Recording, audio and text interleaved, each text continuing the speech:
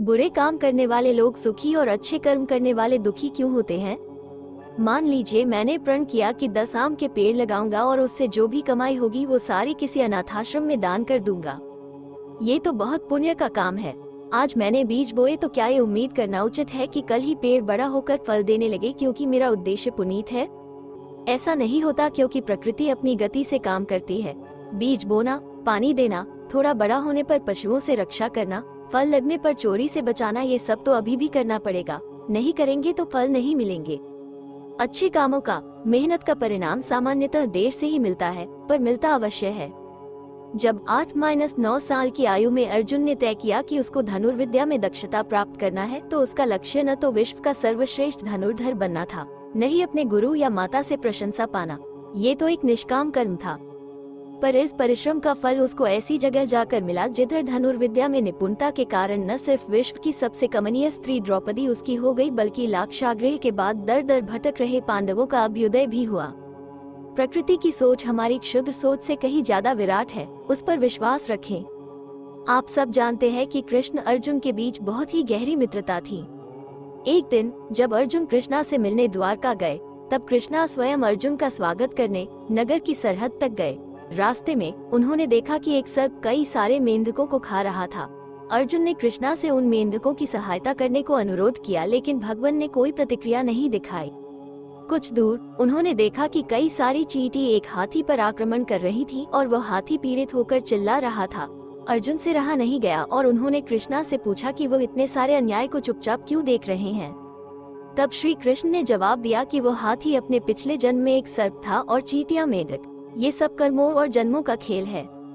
कौन जानता है कि जो आज सुखी है और गलत कर रहा है, वो अपने पिछले जन्म में अच्छाई के रास्ते पर चलते चलते पूरी तरह ध्वस्त हो गया था।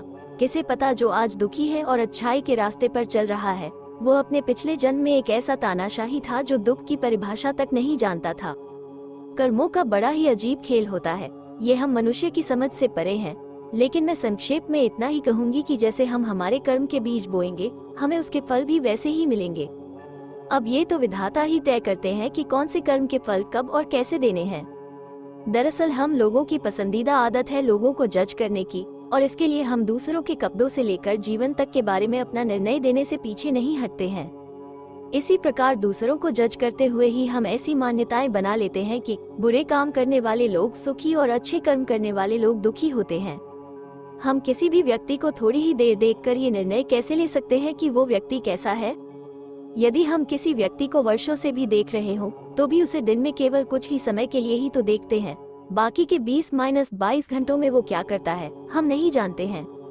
जब हम किसी के सभी कर्मों को जान ही नहीं सकते हैं, तो हमारे पास ऐसा कोई जरिया नहीं है कि हम अपना फैसला सुना सके कि अमुक व्यक्ति अच्छे कर्म कर रहा है और अमुक व्यक्ति बुरे कर्म कर रहा है।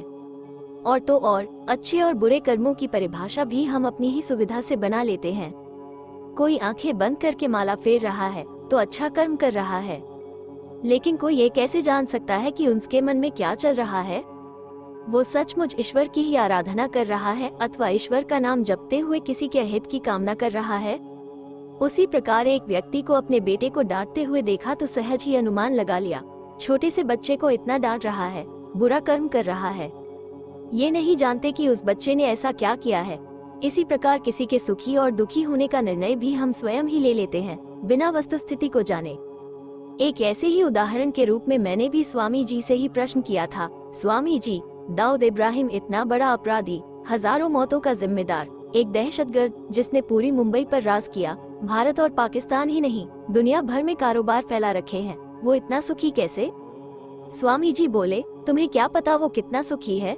हम सबके चेहरों पर विस्मय देखकर केवल इतना ही और जोड़ा, सभी ने अपने कर्मों के फल भोगने ही होते हैं।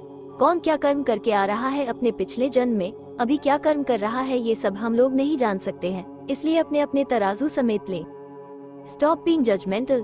उसके बाद जीवन में अनेक बार स्वयं इस बात को अनुभव किया है, जब मैं अंदर से बहुत ही दुखी था और मेरे ही मित्र मेरी मुस्कान देखकर मुझसे ही गिला किया करते थे, साले तुझे तो कोई फर्क ही नहीं पड़ता है।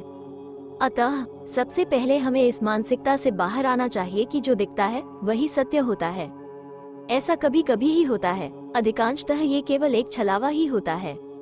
अब कर्मफल सिद्धांत का एक ऐसा नियम बताने जा रहा हूँ जिससे अधिकांश लोग सहमत नहीं होंगे। क्या आपने कभी सोचा है कि मृत्यु के बाद हमारा पुनर्जन्म कैसे निर्धारित होता है? हम कब, कहाँ, किस कुल या परिवार में जन्म लेंगे? हमारी शारीरिक संरचना कैसी होगी? हम कुशाग्र बुद्धि होंगे अथवा मंद बुद्धि? ये सब बातें हमारे इस जन्म के कर्मों पर निर्भर रहेंगी। इस जन्म में जो भी हम सुख या दुख भोग रहे हैं वे हमारे पूर्व जन्मों के फल हैं। इसलिए केवल भाग्य के सहारे रहकर कर्महीन होना सबसे बड़ी बेवकूफी होगी। इस जन्म को भोगते हुए अगले जन्म को संवारने के लिए अच्छे कर्म करते रहना चाहिए। जो लोग इस नियम को नहीं समझते हैं और ना मानते हैं, ऐसे लोग ही अगले जन्म में और आज भी आपके आसपास दिख सकते हैं रोते फिरते हुए। मैंने तो कोई पाप भी नहीं किए, लेकिन फिर भी पता नहीं भगवान मुझे क्यों दुख दे रहा है। कभी कभी जुबां पर सच्चाई भी आ जाती है, पता नहीं परमात्मा कौन से जन्म का बदला ले रहा है। अस्पताल में देखा, एक खाली कमरे में एक छोटे से बच्चे को ड्रिप अर्थात ग्लूकोज लगा हुआ है। आसपास उसके माता पिता संबंधी कोई नहीं था। देखकर बहुत हैरानी हुई। गुजरते हुए वार्ड बॉय से पूछा तो पता चला बच्चे के दिल में जन्म से ही छेद है। 24 घंटे काट गया तो ऑपरेशन की सोचेंगे। साथ में कोई नहीं है, वो सब बाहर बैठे हैं और ये सोच रहे हैं कि ये बच्चा वापस ही चला जाए तो बेहतर है। पैसे की बात नहीं थी, पूरा कमरा ले रखा है, लेकिन पास बैठने वाला कोई नहीं। उस समय मैं उस अस्पताल में पिछले 1.5 महीने से अपने ससुर जी के चक्कर में रहता था। तो ये होती है भाग्य की विडंबना, अंतर, जो भी कहें। एक अधेड़ व्यक्ति को बचाने के लिए उसका परिवार, रिश्तेदार महीनों से अस्पताल में ही डेरा लगाए बैठे हैं और वही एक नवजात शिशु के प्रति भी उसके ही रिश्तेदार उदासीन हुए बैठे हैं। मैंने तो अनेक केस देखे हैं, शायद आपने भी देखे हों। किसी बुजुर्ग की बिस्तर पर ही उसके बच्चे सेवा करते रहते हैं, मल मूत्र भी साफ करते हैं और वही कुछ लोगों को बुढ़ापा आते ही उनके बच्चे वृद्धाश्रम में छोड़ आते हैं। अब हम बैठे केवल इतना ही देख सकते हैं, इसलिए उसे जस्टिफाई करने के लिए बहाने ढूंढने लगते हैं। जरूर इसका ही स्वभाव खराब होगा जो बच्चे छोड़ गए। जरूर इसने अपने बच्चों का बड़ा ख्याल रखा होगा जो इतनी सेवा हो रही है। असलियत में क्या पता कि बच्चे ही नालायक हों या इतनी सेवा केवल दिखाने के लिए ही की जा रही हो। इसलिए इस प्रकार की मान्यता बनाने से हमें पुनर्तः बचना चाहिए, क्योंकि हम किसी के कर्मों की असलियत नहीं जान सकते हैं। हम किसी के सुख अथवा दुख को नहीं जान सकते हैं। यदि कोई व्यक्ति गलत कर्म करते हुए भी खुश दिखाई दे रहा है अथवा अच्छे कर्म करते हुए भी दुखी दिखाई दे रहा है, तो निश्चित रूप से ये एक अस्थायी स्थिति ही है, क्योंकि कर्मफल सिद्धांत कभी गलत नहीं होता है।